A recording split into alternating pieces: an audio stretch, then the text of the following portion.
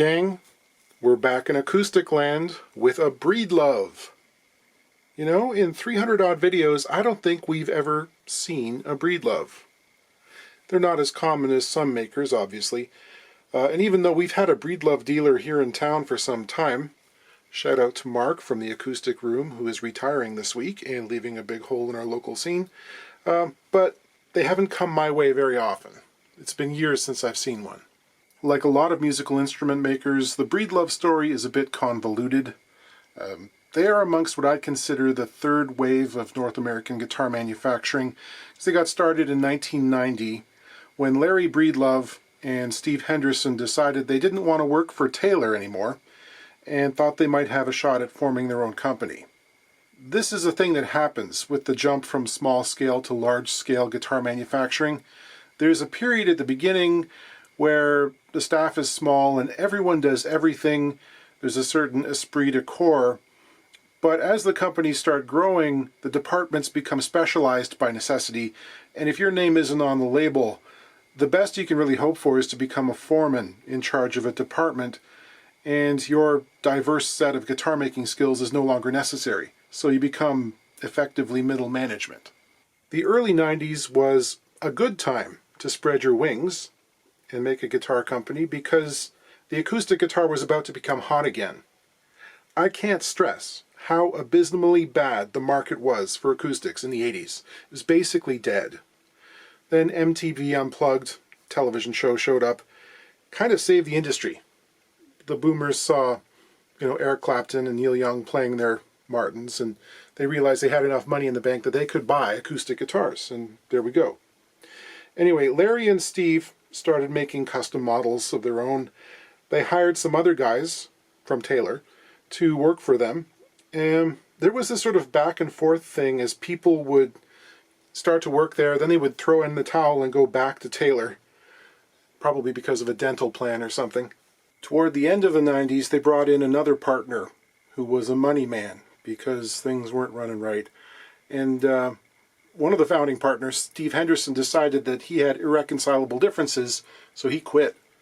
The new guy, Peter Newport, he looked at the books and realized it was probably time to get some import guitars from Korea with the Breedlove name on them to get enough cash flow and support their more elevated ambitions. But come the early 2010s, the company got sold in the wake of the financial crisis, and they moved to Bend, Oregon, to a larger facility where they make a couple of thousand guitars a year. I'd never heard this, but according to Wikipedia, for what it's worth, they bought the world's largest collection of legal papered Brazilian rosewood around that time to use on their high-end models. And that was, in some sense, a very risky move, which they wouldn't say on Wikipedia, because at that point the US government was actually cracking down really hard on the use of CITES treaty species. Gibson got raided and other companies, and Breedlove was building guitars that could have been illegal to bring to market, depending on which forest and fisheries agent happened to be at the desk that day. Anyway, perhaps as karma, they also started to really emphasize sustainable alternative species. And that's what this guitar is. This is made from California myrtle, which is a wood I have turned bowls from, but never made a guitar of. Sometimes a very attractive wood that can have some curl in it and character, some odd coloring. This job is all about ergonomics. The player loves the sound of this thing. It's got a really big, wonderful sound. But recently he's been playing an archtop guitar that has a more jazzy fingerboard radius. And he's really taken to that. Enjoying it to the point where chording on this thing is no longer all that fun. So what we're going to do is pull all the perfectly good frets and reshape the fretboard into the tighter 12-inch radius of his dreams. Let's do what we do and measure the action height on this 12 fret to the body model. Just about 5/64ths and less than 4/64ths, and call it 3.5, which is pretty low. The neck relief, measured with a capo on at the first fret and depressing the 6th string down at the body joint with my finger, and measuring in the center of the board around the 6th, 7th fret, is a healthy 0.7. Very nice.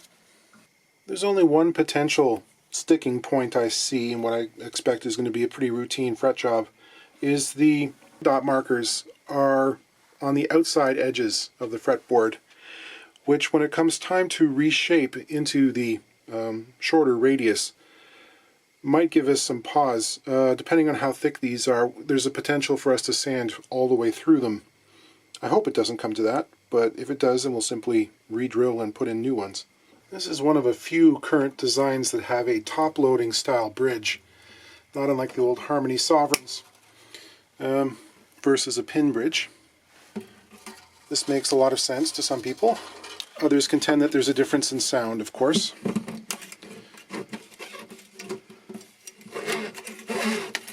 Actually, there is a little bit of wear on these frets.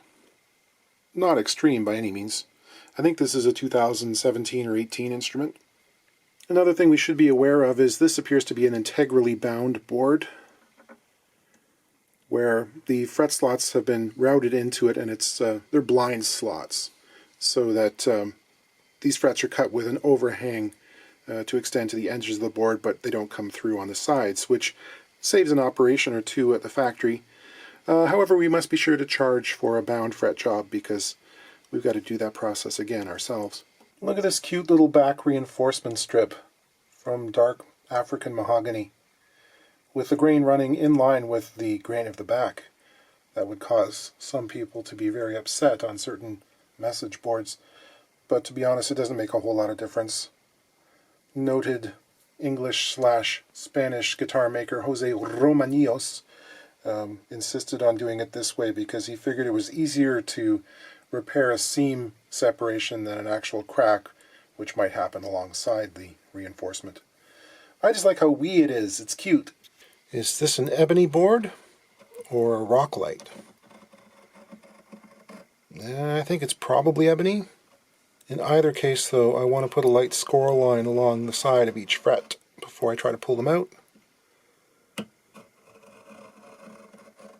As I've mentioned before, this provides kind of a natural stopping place for splits that would otherwise migrate out into the field of the board between the frets, caused by the barbs as they come up through the wood. Now I'm almost certain there's going to be some super glue used in the installation of these. It's no big deal. A little heat from the soldering iron will help them come up clean. And I mean, it doesn't require excessive heat. I've seen people almost set the thing on fire before. But yeah, you know, you get up into the 180 degree range Fahrenheit. Doesn't have to be exact, obviously.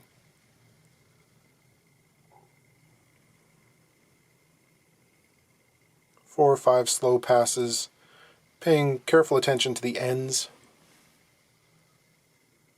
And you can smell it. It starts to get warm. Depending on the kind of glue that was used, sometimes you can differentiate between the different smells. And with the fret pulling pliers, I'm going to walk my way across.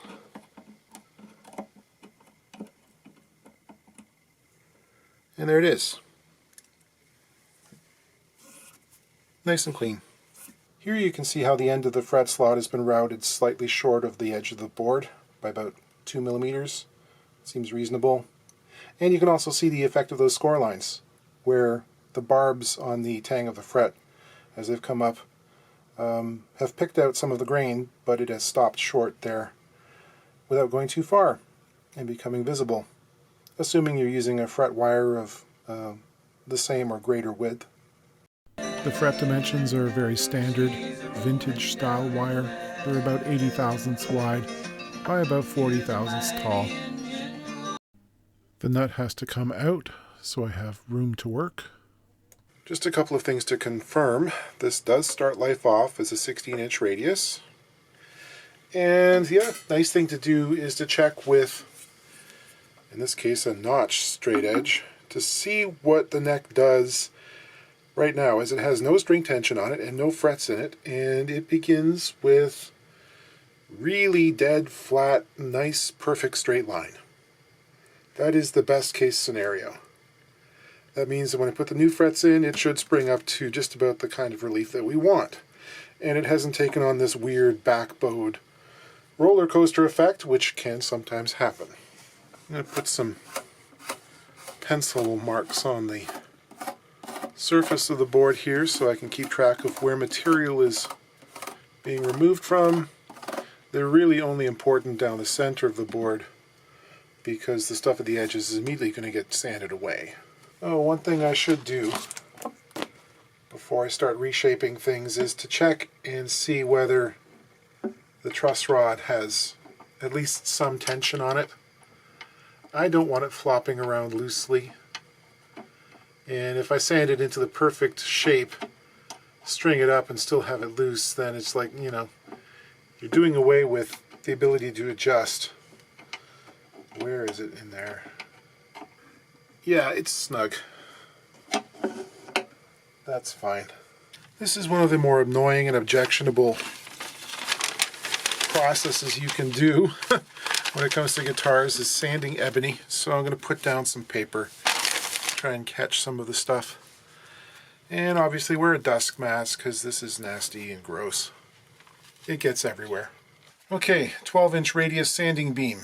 This one happens to be a Stuart McDonald wooden variety of medium length. It's about 15, 20 years old and still hanging in there. The one I want, oh, I dream about it, is from Skyscraper Guitars.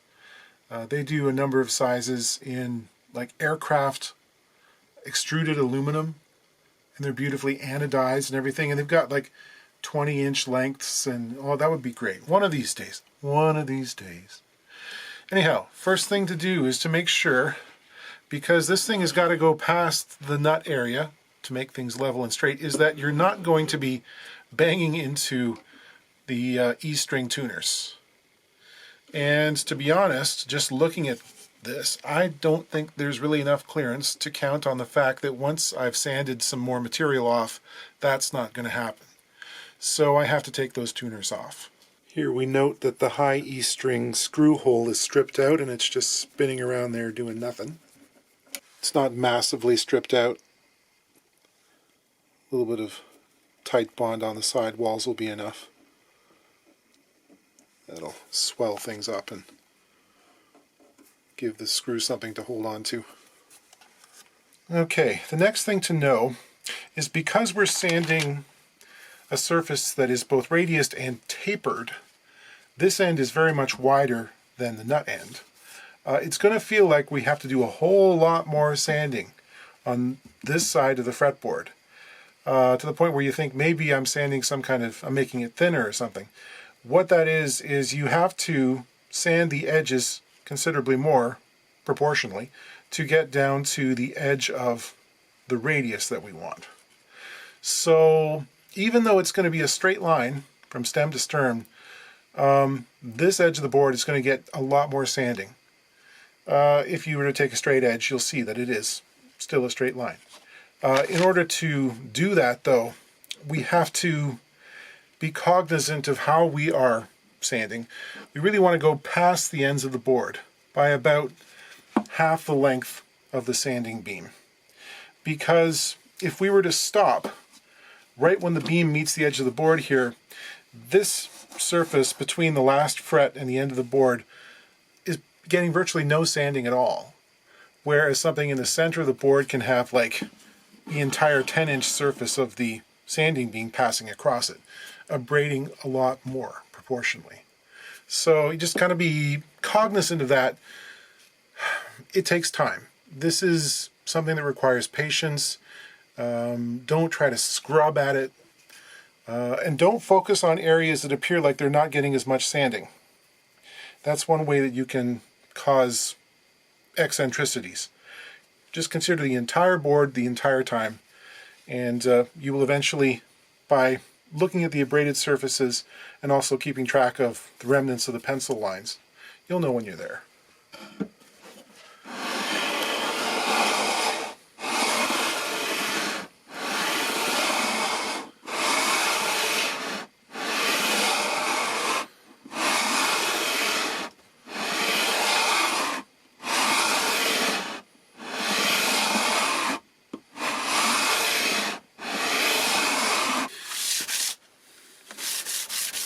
use up to 1200 grit on the sanding beam, and after that I'll use a micro mesh.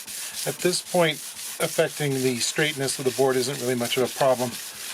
We're just polishing out the scratches so I can use smaller hand blocks. One thing we want to ensure that we do at this point is not roll this edge of the fretboard over into a nice comfortable radius, because we're going to have to come back and put frets on here, and we want a nice firm landing point for that fret all the way to its very end. If this is rolled over, dealing with the ends of the frets becomes quite difficult. Okay, checking with a straight edge, we're still good and flat.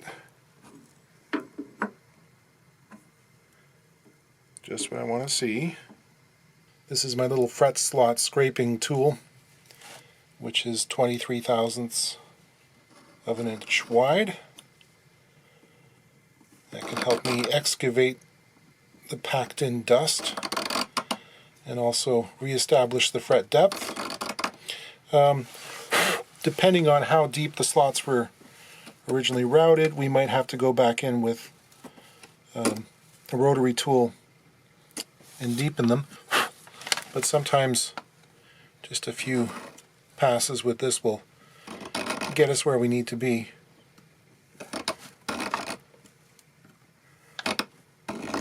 It's good to start at the end of the slot and work to the center of the board, or maybe a little beyond it, and then turn the guitar around and attack the slots from the other direction.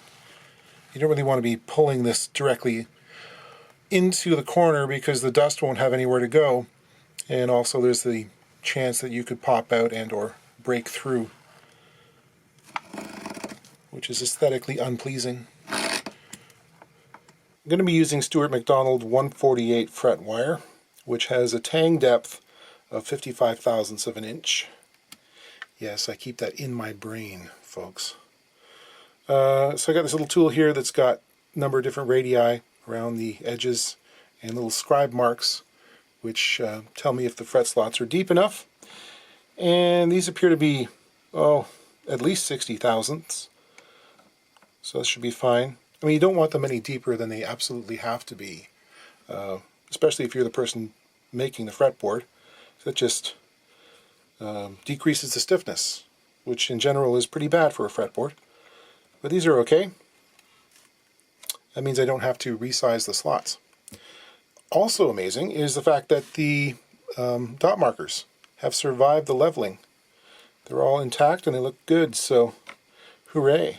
Here's an important part of the procedure. This is chamfering the edges of the slot using a little 3-corner file here. This breaks that hard right angle and makes the fret wire enter a lot easier and track more reliably as it gets pushed in.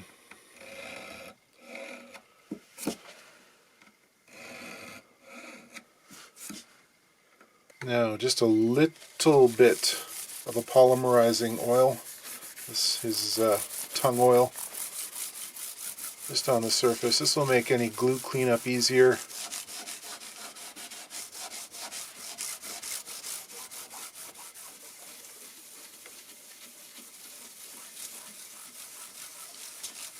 I'll reapply again after we're all done. This roller puts a radius on the wire, and I sneak up on it in multiple passes for a beneficial work hardening effect on the wire. If I do this a bunch of times, it tends to align the molecules in the alloy here, and it actually gets slightly harder. Got to clean off the residual oil from the wire's manufacture. There's always a little bit of a greasy film on there. Now I have to cut the wire to length for each slot. I leave it about a 1/16 of an inch oversize. And those are all housed in this handy little block that's got a bunch of holes, so I can keep them in order. And I have to clip the ends of each fret to allow for the overhang over the integral binding. So about 3 millimeters has to come off both sides. Gonna nibble my way up to it and then check it. And be honest, ordinarily I think I would want the slots to be longer and extend closer to the edges. Seems to leave a little bit too much unsupported at the end. I also have to allow for the fact that this wire is slightly over radiused, so that there's going to be a lateral action or pushing of those studs on the tang sideways into the wood. So the actual length of fret tang I leave has to be slightly less than the length of the slot itself. So all of those relief cuts end up with a little bit of a burr on the underside that has to be removed. If I don't take it off, that little remaining bit there will actually end up showing on the end of the fret when it's been dressed. Just underneath, it looks untidy, so they have to go.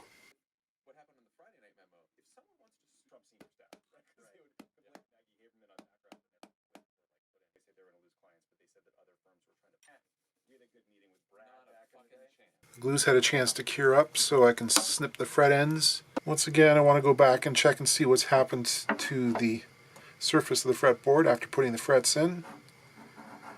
The tops of the frets, not so important at this point, but it's good to see what's going on with the actual neck. And that we haven't introduced a whole lot of back bow or something. And no, still remarkably straight. I'm going to start by dressing down the ends of the frets at this stage. It's not actually necessary, except for the fact that these are now deadly sharp and could cause some serious lacerations if you happen to slip and slide your wrist against them. So this is my angled file holder. I don't even remember what the number of degrees is. I bet you it's around 25. Let's measure. It happens to be about 28 degrees. Not super critical. Sometimes I'll change the angle slightly by rocking the fret holder one way or the other. And of course it's very possible to do this just by hand holding the file. And I mean, it really depends on what you're doing. If you're doing a complete refret, that angle can be whatever you want. Sometimes, however, if you're trying to match what's already on the board as part of a partial refret, you want it to look like the other frets, so you're just going to adjust it slightly. Thing is, most people don't want an extremely long bevel that intrudes far in towards the center of the fretboard, because that limits the amount of playable surface on the fret, and if you're not careful, you can have a string sort of slide off.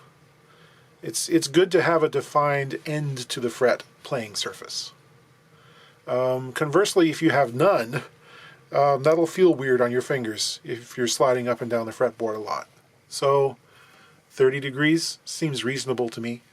Again, because we're working with blind slots, we don't have to worry about angling the file over to 90 degrees to the playing surface and possibly filing off the finish. We want to stop when we reach the edge of the board, obviously.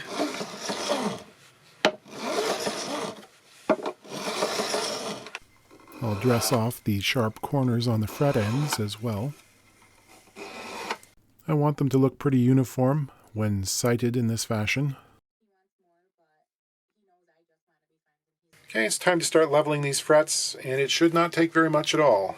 And I'm doing it out of the neck jig, you'll notice. Why? Because there's probably not very much to gain from it in this case, because the neck is straight and flat, and I could take the time to string it up, put it in the jig, and get it to exactly the same orientation it is now. If it exhibited a whole bunch of back bow or weirdness, yes, definitely, that would be a good thing. But because this is a fairly stable neck, I can just level the frets like people have been doing for the last 200 years. We'll save the neck jig for another time. 220 grit paper on the leveling beam. This is an 18-inch leveling beam. It spans all of the frets, which is nice. Where you support the neck, if you're going to do this method, is kind of important. I usually put it somewhere around the 3rd fret. In this case, we've got a 12 fret neck, which is shorter. It means there's going to be less droop anyway. And you know, 5 or 6 light passes. In fact, I could probably get away with not leveling the frets at all, but that just seems wrong, so.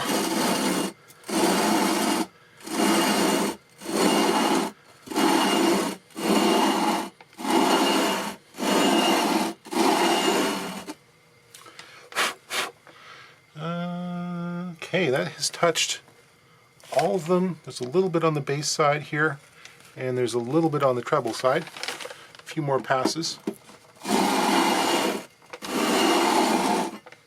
That's all of that. And on the treble side.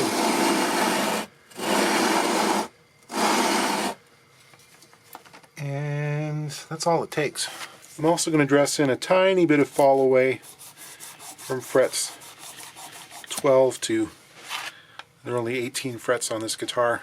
So I've got a piece of tape on fret 12, which I'm going to rest the end of the beam on. And this is automatically going to start removing material on the last fret.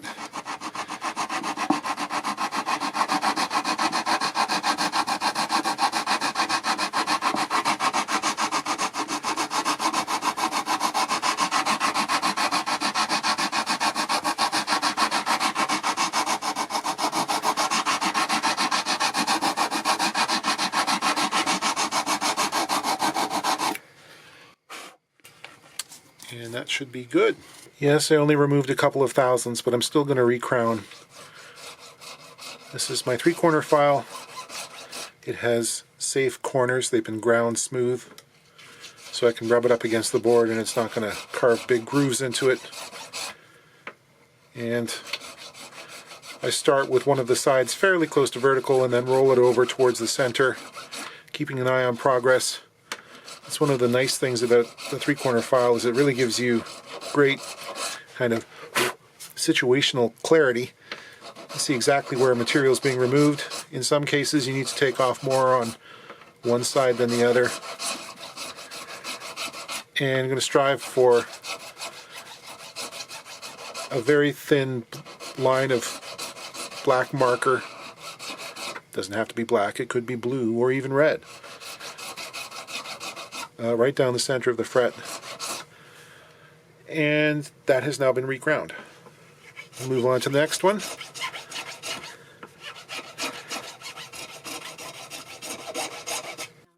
Concentrated stroking with some 400 grit paper will lap over those slightly faceted edges and create a nice smooth rounded profile. I also sand the fret ends to remove the file marks. Then on to successively finer grits of abrasive, in this case micro mesh, which has a rubberized backing. It's very good for polishing. Having changed the fretboard radius, it might be prudent to also look at the saddle and see what shape it's in. In this case, the owner definitely wants it replaced because it's apparently been shimmed. And to that end, he has provided us with a new one from Tusk, our good friends at Graphtech. Oh, our emblem deer. So we will tug this out and see what's underneath it. And yeah, there is a shim. At least one. Whoa! It is a piece of flexible plastic. I guess that's okay. I'll also check to make sure there's nothing else hiding down there. Sometimes there can be a black shim that looks very much like the bottom of the slot, but no, in this case, it's just the one. So, new saddle. Okay, this appears to be a 16-inch radius.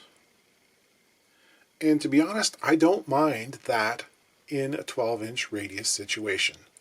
I've changed my mind on this in the last couple of years, having read something from Bob Benedetto, famed archtop builder, who notes that if you're going to put a saddle into a bridge and have the strings lower to the fretboard on the treble side, having a larger radius actually preloads that into the system, because it's going to be tipped in that direction. And in fact, if you use one of the same radius, you can actually end up with the middle strings being too tall in relation to the others. So a 16-inch radius actually works pretty well with a 12-inch board. So we'll measure the new one and see what that is. That also appears to be, well, actually it seems to be a little bit tighter. A 15-inch radius. Well, that's cool. I don't mind using that at all. This is a 1/8 inch blank, which is just a little bit too tight for this slot, which I imagine is 3 millimeters. The old one fit pretty well, and it is, yeah, about 120 thousandths, give or take, which would be about 3 millimeters. How tight should the saddle be in its slot? Depends on what you're doing. If it's a purely acoustic instrument, good and snug. Like it should go in there and be, I hesitate to call it tight, because if it's too tight and for whatever reason, climatic changes, the bridge starts to shrink, it could actually cause cracking to happen. However, it should be good and snug. If you're putting it in with an under-saddle piezo pickup, you might want it slightly looser because, or at least that's what they suggest. See, it goes in and I can lift the entire guitar. But if I want to, I can still pull it out with just my fingers. So these bridges that are strung through the bridge body are kind of a pain in the butt for repair people, because to set these up, it makes it quite difficult to remove and replace the saddle to adjust the height of the action. So for that reason, I want to get the new one pretty close in terms of height to the old one, so I'll measure this and transfer that so that I'm not having to pull this thing out and try to work around the strings by taking them off the posts and really loosening everything up over and over again.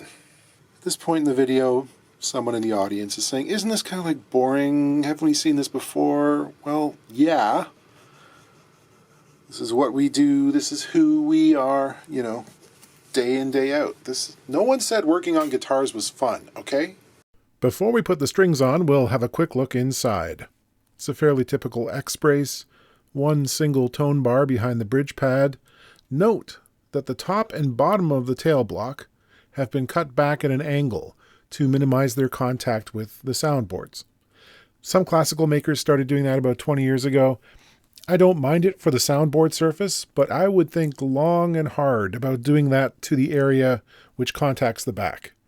And if you did that on the neck block, I'd attack you with pugilistic fury, because we want to prevent the hinging effect where those blocks tip inwards. There's a transducer from our friends over at Shatton Design, just up the road a piece. And what is that in the dark recesses? It seems to be a maple key. I'm going to leave that alone. It's probably an important part of the sound. Get to put some strings on. I'm going to be using these D'Addario Bluegrass light top, medium bottom, which is not a string set you see every day. You can see I'm using the package here to prevent dings from happening on the finish of the instrument. Strung up, and the relief is exactly where it was previously. Didn't have to touch the truss rod. The nut slot heights are good too. They could come down a little bit more on the treble side. Tighter radius will do that. Okay, we're all set to go. Everything's the same. Same action, same fret height. Only thing different is it's now got a 12-inch radius rather than 16. And it's quite a lovely guitar.